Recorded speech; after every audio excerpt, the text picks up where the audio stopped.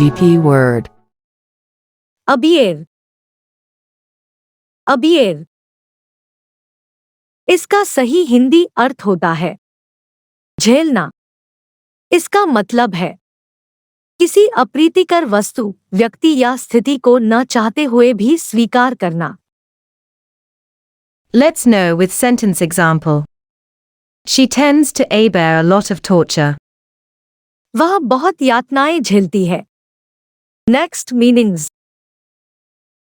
सहना, बर्दाश्त करना, चलना, सहन करना, आचरण, व्यवहार, अभिप्राय, बर्ताव, सलूक। Let's know all 5 form. अबियर, Abor, अबोन और अबोन,